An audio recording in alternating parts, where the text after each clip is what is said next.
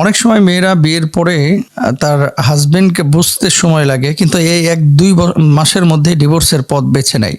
ইসলামী শরিয়ায় যদিও ডিভোর্স জায়েজ, কিন্তু পরবর্তী সিচুয়েশনগুলো যখন বুঝ আসে যে আসলে আমি তো ভুল করেছি, তখন তো 3 মাস 4 মাস হয়ে যায়, 5 মাস হয়ে যায়, আর ফেরার সুযোগ থাকে না যদি স্থায়ী তালাক হয়ে যায়। এমত অবস্থায় নারীদের উদ্দেশ্যে কিছু নাসিহা যদি আপনি করতেন তাহলে ভালো হতো। ভেরি ভেরি ইম্পর্টেন্ট একটা বিষয়। অধিকাংশ মেয়েরা ডিভোর্সের পরে এবং ছেলেরাও ডিভোর্সের পরে বুঝতে পারে যে আসলে আমি ভুল করেছি, অধিকাংশ। সেক্ষেত্রে আমার ভাই এবং বোনদেরকে আমি বলবো, বিয়ের পরে খুব তাড়াহুড়া না করে একে অপরকে একটু বোঝার চেষ্টা করেন, সময় নেন। অনেক সময় হাজবেন্ড খারাপ থাকে কিন্তু পরবর্তীতে ভালো হয়ে যায়। অনেক মা এবং বোনেরা বিয়ের পরেই তাড়াহুড়া করেন, এই বুঝে আমার জীবনটা শেষ হয়ে গেল, এই হয়ে গেল, সেই হয়ে গেল। না, আবার অনেক ভাইরাও কাজ করেন যে কি মেয়ে বিয়ে করেছি, না জানে কি হচ্ছে। সময় নেন, সেটা 1 বছর হোক 2 বছর হোক, একটু বোঝার চেষ্টা করেন। অনেক সময় আমরা চাপিয়ে দেওয়ার চিন্তা করি। আপনার ধরেন লাউ খাইতে পছন্দ হয়, আপনার বউয়ের লাউ ভালো লাগে না, এখন আপনার পছন্দের লাউটাকেই রান্না করতে হবে, এরকম অনেকে আছে। না, সেক্ষেত্রে আপনি আপনার স্ত্রীর চিন্তা চেতনাটাকেও প্রায়োরিটি দেবেন। এটা হচ্ছে আপনার মৌলিক দায়িত্বের মধ্যে পড়ে এবং আপনার ইমানের দাবিও সেটা। মুসলমান কে যে সবসময় নিজের উপরে অন্যকে প্রাধান্য দেয়? তো আপনি নিজের উপরে অন্যকে প্রাধান্য দেওয়া তো দূরের কথা, আপনি আপনার মতামতটাকে আরেকজনের উপর চাপিয়ে দিচ্ছেন। আপনার বউ শুটকি খেতে পছন্দ করে, আপনার গন্ধ ভালো লাগে না, এখন আপনি এজন্য আপনার বউকে শুটকি খাইতে দিবেন না। না, তার কোনটা ভালো লাগে কোনটা খারাপ লাগে এটা আপনাকে বুঝতে হবে এবং সে অনুপাতে আপনাকেও তার চিন্তা চেতনা এবং বিষয়টাকে প্রায়োরিটি দিতে হবে। 3 নম্বর আরেকটি বিষয়, অনেক সময় শ্বশুর শাশুড়িকে ছেলেরাও এবং মেয়েরাও, মানে মেয়ের বাপ মাকেও সম্মান ইজ্জত দেয় না, আবার নিজের বাবা মাকেও বউ সম্মান ইজ্জত দেয় না। শ্বশুর শাশুড়ির মেন্টালিটি বোঝার জন্য যদি যৌথ ফ্যামিলিতে আপনারা থাকেন, একটু সময় লাগে। সেই সময়টা শ্বশুর শাশুড়িকে দেওয়া উচিত, যেহেতু তারা মুরব্বী, আগের যুগের মানুষ, তারা অনেক সময় বোঝে না। আপনি তো বিশ্ববিদ্যালয়ে পড়েছেন, আপনি তো ন্যূনতম 8 পর্যন্ত হলেও পড়েছেন, এসএসসি দাখিল অথবা আলিম দিয়েছেন অথবা ইন্টারমিডিয়েট পাস করেছেন, তো আপনার তো বোঝার কথা।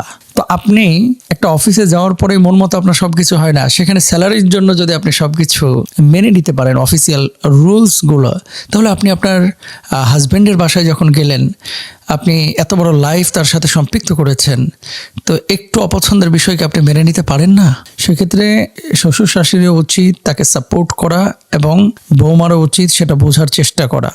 স্বামীরও উচিত শ্বশুরবাড়ির পরিস্থিতি বোঝা। অনেক স্বামীরা আছে যে দেখা যাচ্ছে শ্বশুরবাড়িতে যাওয়ার সময় 10,000 টাকা জিনিস কিনে নিয়ে যায়, কিন্তু শ্বশুরবাড়ির লোকজন যখন হাজব্যান্ডের বাড়িতে আসতেছে 100 টাকার মিষ্টিও তার হাতে উঠতেছে না। তো কালচারাল এবং এলাকাভিত্তিক কিছু জিনিস তো থাকে, এই জিনিসগুলো আমাদের একটু খেয়াল করা উচিত, তাহলে সুন্দর হবে পরিবারগুলো। আরেকটি বিষয়, বাচ্চা নেওয়ার ক্ষেত্রে, বাচ্চা যখন আল্লাহ তাআলা দিবেন তখন নেবেন, নেওয়ার পরে একে অপরের দায়িত্বগুলো কি, এগুলো একজন স্কলারের কাছ থেকে বুঝে নেওয়ার চেষ্টা করবেন যে আমার দায়িত্বটা কি। দেখেন, ইউরোপে সংসার ভেঙে যাচ্ছে, ইউকেতে সংসার ভেঙে যাচ্ছে, বাংলাদেশে ভয়াবহ আকারে সংসার ভাঙছে। একমাত্র কারণ হচ্ছে পারস্পরিক বোঝাপড়া না থাকা এবং একে অপরের দায়িত্ব সম্পর্কে আমরা জানি না। এই জন্য পারিবারিক কাউন্সিলিং এবং বিয়ের আগে একজন স্কলারের সাথে কথা বলে বিয়ে শাদীর ব্যাপারে সিদ্ধান্ত নেওয়া, এটা বড় জরুরি কাজ, যে আপনার দায়িত্বটা কি, শরীয়ত আপনাকে কি দিয়েছে দায়িত্ব। এই জিনিসগুলো যদি আমাদের ভিতরে না থাকে, পারিবারিক জীবনে কখনো আমরা সুখী হতে পারবো না।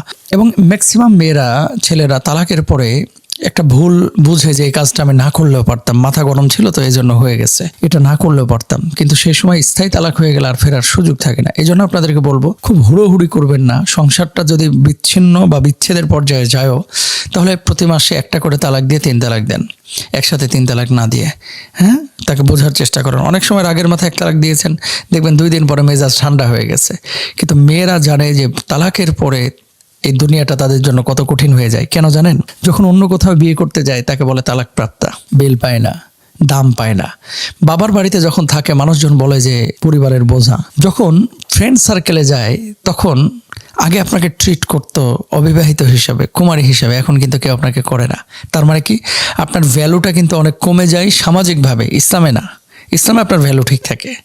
আপনি আগেও যেমন ছিলেন এখনও তেমনই সম্মানিত। আমি সমাজের কথা বলছি। ভাইয়েরা আগে হেল্প করতো, এখন যথাযথভাবে হেল্পও করতে চায় না। এই জন্য আমি আমার মা বোনদেরকে বলবো যে তালাকের ক্ষেত্রে একান্তই নিরুপায় না হলে এ ধরনের পথ বেছে নেবেন না। আর ভাইদেরকে বলবো, আপনি আপনার বউকে তালাক দিয়ে মনে করতেছেন একটা গেছে, কি হয়েছে, আরও আসবো, পরেরটা যদি আরও খারাপ হয় ওটারও ছাড়বো, তারপরেরটা যদি আরও খারাপ হয়, লাস্টে কী করবেন জানেন? হ্যাঁ, খালি আনন্দ পানে গিলবেন আর খালি ঘুরে বেড়াবেন। এই অবস্থা হবে। এজন্য পারিবারিক জীবনটা ভেরি সেনসিটিভ, আমাদের খেয়াল করতে হবে।